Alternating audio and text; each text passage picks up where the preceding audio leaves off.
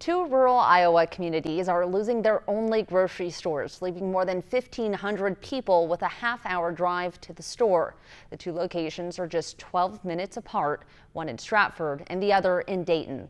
The Dayton Community Grocery already closed. The small store shut down on Tuesday and the building is cleared out. The closure will also force a closure in Stratford.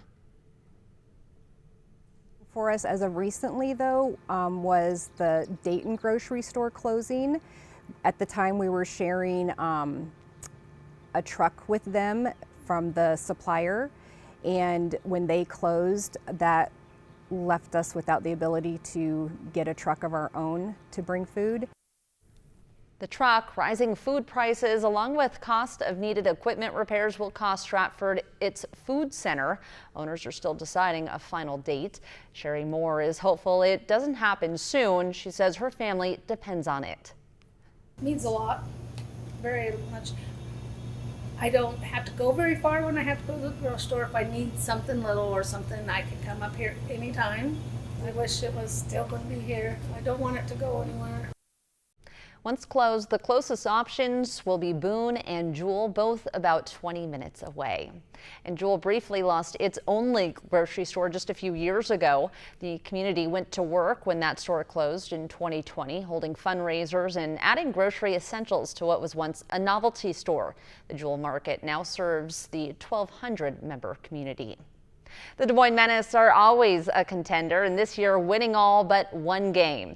The Menace are thinking championship now, and you have one more regular season game to see them before the playoffs. Find out when and hear from the player on their title hopes coming up in sports.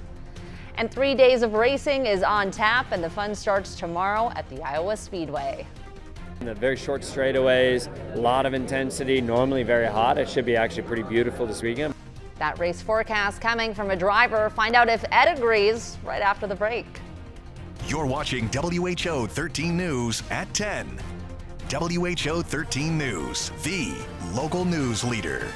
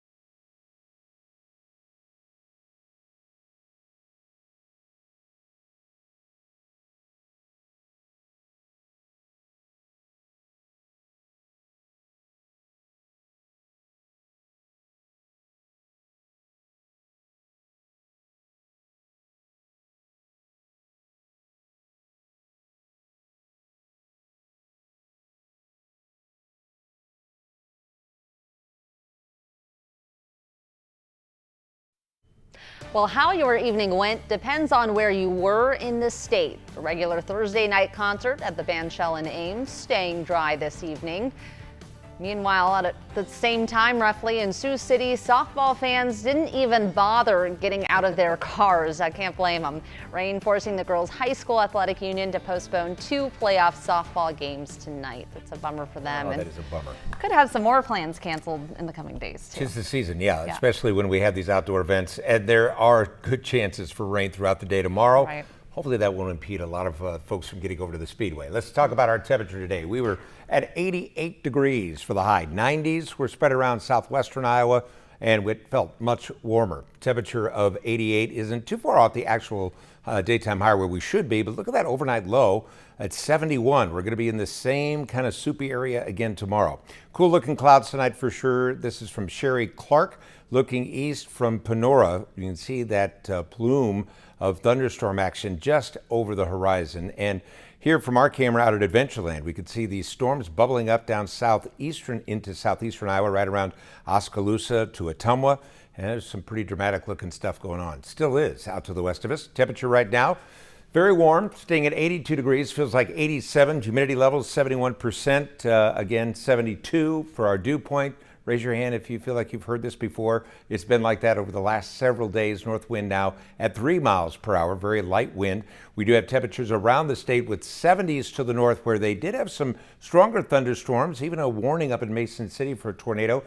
And then we had 82 here in Des Moines. Now we had a couple of tornado warnings, but no reports of damage today. We are going to see stronger thunderstorms still moving through tonight. I think severe thunderstorms will be in the offing as we get through early in the morning.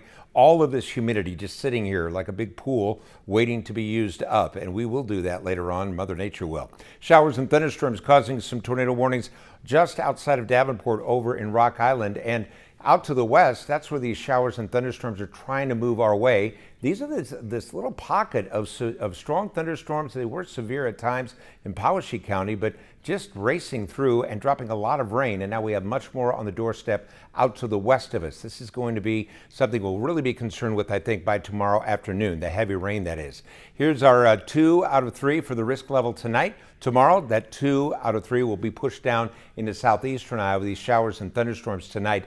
I don't think we're going to see widespread tornado activity, but there's a stronger jet here at the lower level. So that's where we're seeing maybe a little bit of spin possible. Make sure that you have the 13 warn meat ready to go. You might be woken up by 2 o'clock in the morning when these storms move right through that I-35, I-80 corridor. More storms midday tomorrow, and then watch down in southeastern Iowa as we get into more rain tomorrow evening. Those could be strong, and I think soaking rain is certainly a possibility as we get through at least the next 24. Over at the big board is our meteorologist, Jason Parkin. And Jason, we have some watches out there, first for severe thunderstorms. Yes, and that one lasts until 2 o'clock. That's the one behind me. So the concern as these storms come out of Nebraska will be for straight line winds, gusty winds. The warning that's out there right now for Harrison and Shelby County, that warning text is mentioning winds up to 60 miles an hour. The thought is, as these reach the I-35 corridor around midnight or 1 in the morning, that the threat will switch from worrying about gusty winds to worrying about heavy rainfall. And we've talked about this tonight. Ed, you mentioned this earlier, the training, cells moving over the same spot over and over again, and that we end up with some heavy rainfall totals, maybe in spots 5 inches, maybe more than that tonight. So we are concerned about streams and rivers rising and urban flooding and things like that. And of course, we'll be here throughout the night to keep you up to date as these storms continue to move out of western Iowa, Ed, and into the central part of the state. Yeah, Jason, it kind of looks like a river runs through it right between Highway 20 and I-80 tonight. That's where that heavy rain will be. You're seeing it behind me. This is what we're expecting tonight through Saturday morning. 3-4 inches from Carroll back down into the Raccoon River Basin, also the Des Moines River, picking up a lot of rain down into southeastern Iowa. Now, these could shift around just a little bit. This is an unstable kind of situation. The instability could push some of that rain back and forth. So again, take it seriously. Make sure that you are able to stay weather aware. 13 Warn Me app works. Of course, I still have good old NOAA weather radio in my house. 70 degrees, scattered showers and thunderstorms with some heavy rain overnight tonight. Those stronger thunderstorms, I think, will be through here by 2 to 3 o'clock in the morning in the Des Moines area. 85 will be our high tomorrow afternoon. We will have morning thunderstorms and then redeveloping thunderstorms late in the day, primarily southeastern Iowa, getting in on the action. I know they felt lonely. 82 will be our high on Saturday. It's going to be behind a cold front that is going to dry us out and cool us down to start the weekend. We're back into the 80s on Sunday, and there's certainly some heat to kick off next week, and those will kick off some stronger thunderstorms, I think, Tuesday into Wednesday. But then we have a cooler air pattern moving in. Thursday, a high of 78. And I was looking at our 14-day outlook. It's below average for temperatures. Okay, So good tease on that. relief on the way. Okay, Yeah. we'll stay tuned for more on that later in the week and beyond. Thanks so much.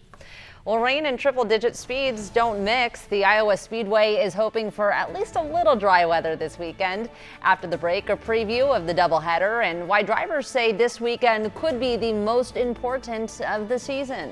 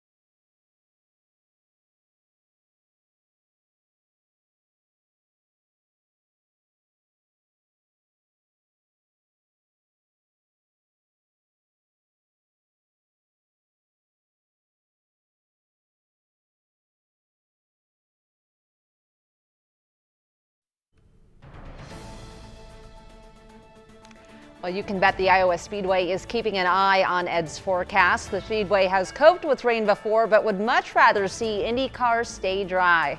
A full weekend of racing is on tap, including the only doubleheader on the Indy schedule.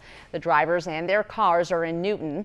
They can't afford to miss it. The Indy Series races both Saturday and Sunday, giving drivers a great opportunity to climb the standings. Just aim for a double podium or just double top five. Like just could have a really good points weekend. I really pray that that's the case for us. You get opportunity to get a lot of points, so this weekend matters maybe more than any other weekend of the year for us. The Iowa Speedway is known as the fastest short track on the planet, and drivers will top 180 miles per hour this weekend. The racing begins on Saturday, and tickets to both races are still available. You can also check out the cars tomorrow without paying a thing. Practice sessions are free and open to the public. Gates open at 1. Practice